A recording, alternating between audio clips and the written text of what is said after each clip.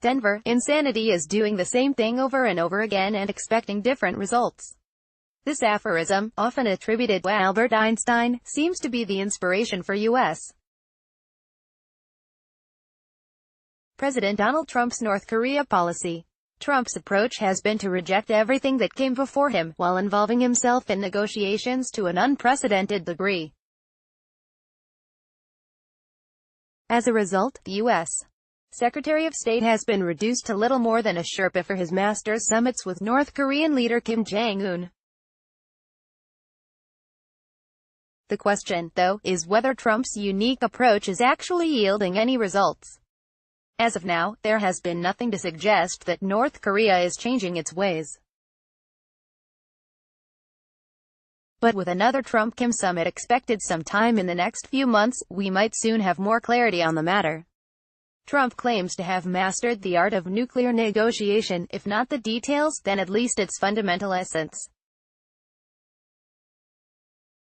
In March, he interrupted a meeting between his then National Security Advisor, H.R. McMaster, and a South Korean delegation to reveal, out of the blue, that he would gladly meet with Kim.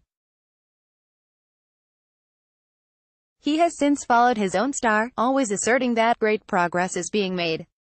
After his first summit with Kim in June, he declared, "There is no longer a nuclear threat from North Korea. In fact, there has been no progress toward denuclearization."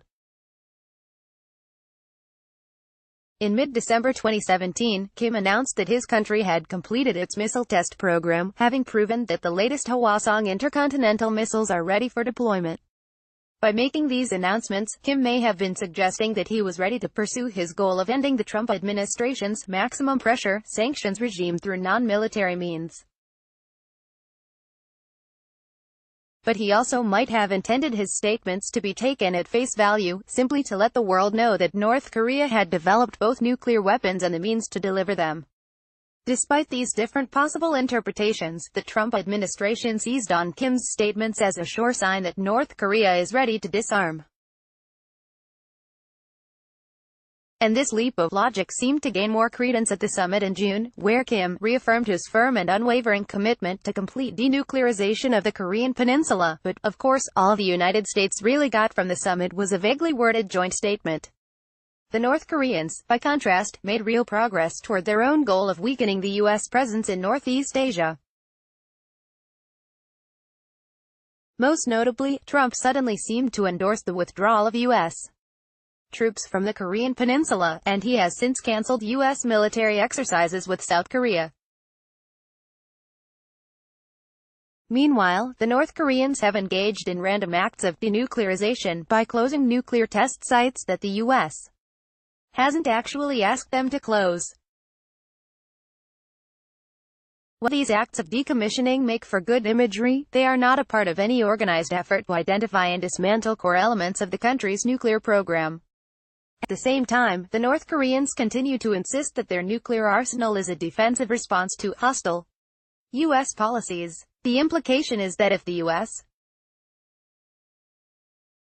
removes its troops from the Korean peninsula, some degree of denuclearization could follow. Complicating matters further, South Korean President Moon Jae-in's administration has embraced the view that strong incentives and deeper integration are more effective than sanctions for bringing about denuclearization. Thus, in its ongoing parallel talks with the North, it has essentially decoupled inter-Korean diplomacy from the nuclear issue. Still, South Korea has also continued to act as a broker between the U.S. and the Kim regime. Whenever the U.S.-North Korean talks have hit a snag, Moon has stepped in to revive them, often by throwing bouquets to both Kim and Trump as encouragement to continue. But while the U.S. and South Korea have remained in close contact, North Korea has most likely been trying to create tensions between the two allies by telling them each slightly different things. For its part, the Trump administration has done a good job of maintaining the U.S. alliance with South Korea. To this day, many Koreans blame the U.S. and other outside forces for Korea's tragic division, and the Trump administration has been careful not to criticize Moon's inter-Korean dialogue publicly. That said, it is clear that the inter-Korean talks are making it increasingly difficult to apply pressure on the North, especially now that South Korea has begun to explore the possibility of sanctions relief. The last major player is China, which doesn't seem to know what to make of the North Korean denuclearization process. China's decision to punish South Korea for hosting a U.S. missile defense system greatly diminished its standing among the South Korean public and undermined its ability to influence South Korean policies. In the months leading up to the Trump-Kim summit in Singapore, China hosted Kim twice, and again immediately afterward, effectively reasserting its influence over the North. In keeping with his effort to break from his predecessors in every way, Trump seems to believe that it is easier to work against China than to work with it.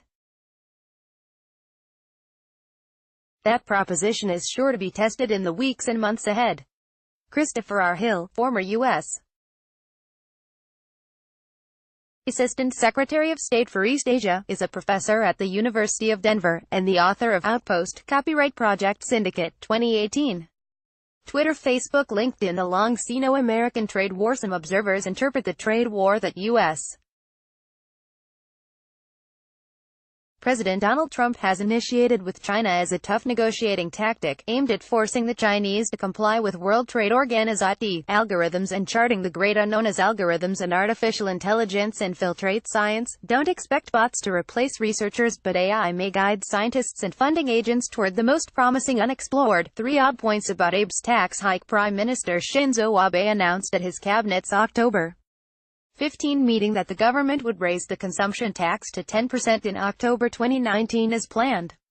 He had made a similar statement to